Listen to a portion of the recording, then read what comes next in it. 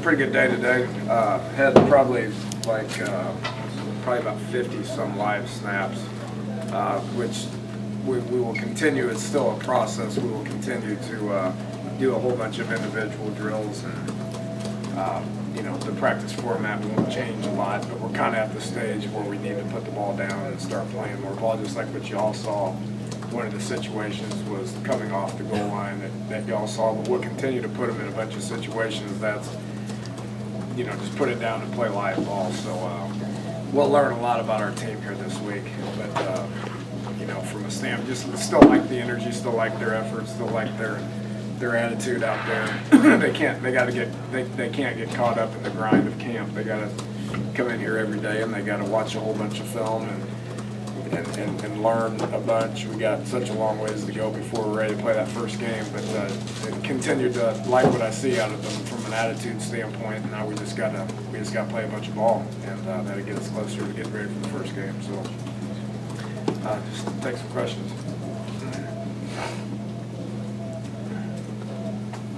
Dana, in terms of Will Clark, we saw him today, he was at D-end. Where do you anticipate him more? D-end, D-tackle, everything? Well, and what we're doing, the 3-4 is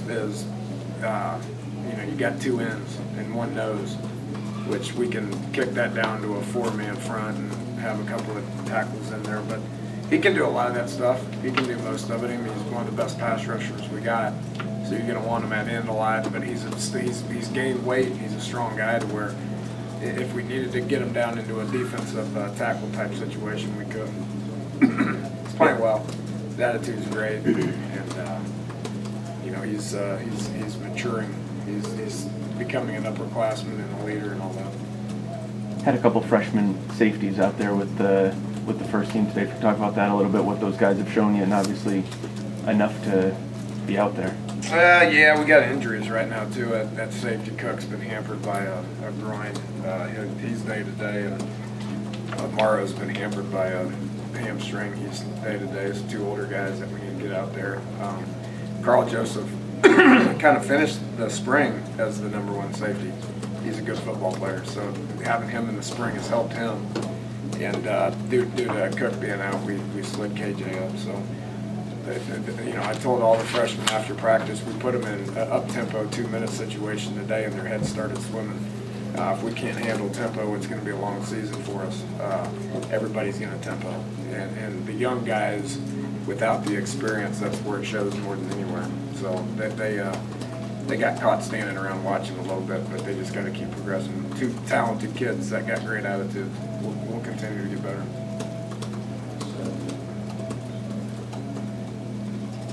You seem to have some young corners that are getting a lot of reps too, some true freshmen. I mean, concern you that you're so young there, or what do you think of that? Yeah, concerns us. Avery's, he's been out for a week, but we got two experienced guys in Pat and Broderick, but you're going to, in nickel packages and all that stuff, you're going to need younger guys. So, Chestnut's a freshman still. Rumpf is playing well. Nana Crum is playing well. Those two guys are true freshmen. Yeah, it concerns the youth. We have, and I've said this from day one, we have a strange combination of a bunch of guys that have played a lot, both offensively and defensively, a bunch of guys that have played a lot, and then a bunch of freshmen that need to play as well. So those young guys, just like I told them after practice, that we're not going to consider them to be young. No, they got to be ready to get out there and play just like the older kids can. You mentioned that tempo. How much does going against your offense help that defense, and do you feel like that can help bring them along quicker because they're going to be experiencing that on a daily basis? Good. But our ones look good today. Our first team offense looked good today. You saw the one drive that we marched down and scored, and a couple more drives later in the day. We moved the ball well. We got lots of experience there, obviously, and they're comfortable and they're playing well. Our second team offense looks like terrible. They look awful. And that's what we're dealing with on offense is you put the second team in there and you got a bunch of true freshmen. And they don't need to act like true freshmen. They need to get better. Defensively, it's the same thing. We're not having to put a whole bunch of true freshmen in on the offensive side. We're having to put a bunch of true freshmen in on the defensive side, and they need to keep getting better, just like our second team offense needs to keep getting better. Yeah, you got a tight end in at one spot. I think you had the two big guys in. I don't think you could do that very often last year. How much does that add? It's not just formations; it's different. Yeah, we've always wanted to do that. Yeah. If you look back at what we've done in our offense over the years, it's when you have those bodies, you use those bodies, and having Donovan Miles is getting better and better. He's a bigger body. Ryan Clark's doing some good things. Obviously, Sean's a bigger back that you can put in there and cause some problems. Cody Clay's doing a good job kind of taking over for what we did with Tyler Irvin last year. Tyler was a better receiver, but we could also motion him around and put him in the backfield to get us into some bigger sets. So, yeah, we're gonna do a lot of that, and it's gonna resemble a whole lot of power football out there. You guys want to run with that one? Go ahead. I knew I'd get a chuckle out of somebody. How would you evaluate where Gino is now versus last year when you first got here in the offense? Yeah, I don't want to put too much pressure on him. I mean, he puts enough pressure on himself, but he's improved everything. His footwork's better, his arm strength's better, his quickness is better, his release is better, his accuracy is better. He's really improved his game, and it shows out there. He's much more comfortable, obviously, being in the second year of the offense, to where he's a little bit more comfortable from a mental standpoint. So from a physical standpoint, he's improved himself. You know, so you couple that with the mental aspect of things, just being comfortable with what we're asking him to do. He's a better player. The two freshman offensive linemen that you mentioned last week, are they still playing as well a week later? No, they're starting to swim a little bit. It's catching up to them. Hopefully, we don't have to play those guys. You know, you want to be able to redshirt O-linemen. Those guys are physically, you know, probably up to speed, but mentally, it's gonna take some time. We'll keep repping them. I mean, we won't talk about a redshirt situation here for the next 2 weeks. The O-line spot, the toughest for true freshmen to come in. No doubt. Yeah, it's not even close. I mean, we'll play true freshmen on the D-line. Obviously, the secondary don't have any backers. We'll play some receivers. You know, we've always played running backs as a true freshman, but O-line is the one that is hard. You've probably only had one guy do it in the last 12 years. If you need to, you need to. If you don't, you want to redshirt.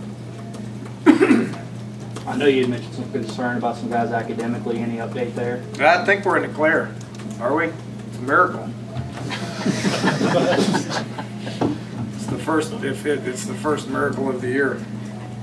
A couple guys I had some very serious reservations about, and they got cleared. So the academic people in the back are doing a good job. We're gonna get our first JD chance. outside today? JD was outside today, right? He's been inside in camp. He's played outside before. He's been on the scout team because he is one of those guys that we just mentioned. Okay. He finally came to life here in the last 2 days. Yeah, he Look can, good. He can move around too. When you have like a numbers crunch right now, where you're still trying to find inside or outside guys, he's extra valuable. Yeah, yeah. I mean, we need him. He's played a lot of ball here. He finished the year last year as the starting Z, the outside guy. Moved him inside because we needed some inside guys, and then with the emergence of Jordan Thompson playing at a very high level, we didn't. You know, he took that spot and ran with it. So we felt better about that inside receiver spot with him and Tavon than we did the outside receiver spot, and so we moved JD back out because he was more productive than the guys that we had there. We're going to get a chance to talk to the freshmen tomorrow. Any of the freshman wideouts done anything to? Any of the freshman wideouts done anything to open your eyes to those some of the guys who have? Not really. You know, other than Jordan, which we've talked about a lot about Jordan just being productive. The other guys are, and again, we're 1 week into it with 3 weeks more before the first game. So they've all shown signs of doing some good things, but then they take a step back because they're young and their head starts swimming a little bit. So nobody we're not willing to put any of those guys in the 2 deep as of right now. I would anticipate 1 or 2 of them playing, but don't know the answer to that yet. what receivers are you comfortable with, obviously other than your top two? Yeah, KJ Myers is playing well. He's doing a good job. Dante Campbell is, doing some decent things. He's a physical kid. Both those guys, a year ago were just like the freshmen that we got out there right now. And with a redshirt year, they're more physical just because they ate a lot and they lifted a lot. And those guys physically are ready to play. We gotta keep evaluating the other guys and see who else we're going to be able to put in there. I know you haven't done this as far as building up the Big 12 and all that, but there's been a lot in the news and everything about Big 12, Big 12, Big 12. Do you worry at all about your team not really being ready for those early games because of the aura of that behind it? No, because of how we've approached it. We haven't talked about any of the games yet. And once the first game gets closer, we'll start talking a lot about that first game, and that's the only one we'll talk about. So we've thought it out. We've got a lot of coaches that have approached this the same way for a long time, and we'll keep worrying about ourselves because we got a long ways to go. The first offense is doing some good things, but we got to play. We got to play a lot more guys on offense. We got to play defensively. We got a long ways to go, and special teams we got a long ways to go. So we'll keep worrying about ourselves, and then once we get closer, we'll worry about Marshall. It's just the approach. Man, is there a significant difference if you were to run your August tape from last year, watching practice of downfield blocking compared to this year? For receivers, I'm talking about. Is it significantly better or not? I wouldn't say it's significantly better. It's something we've worked hard on, and that's why I mentioned KJ Myers and Dante Campbell, because they're physical guys that can walk downfield, do a good job of that.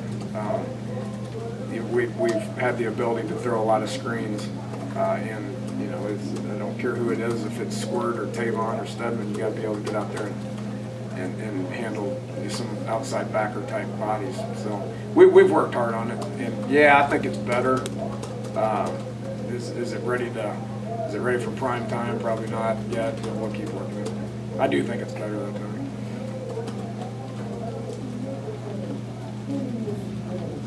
All right, sounds good. Appreciate it, guys.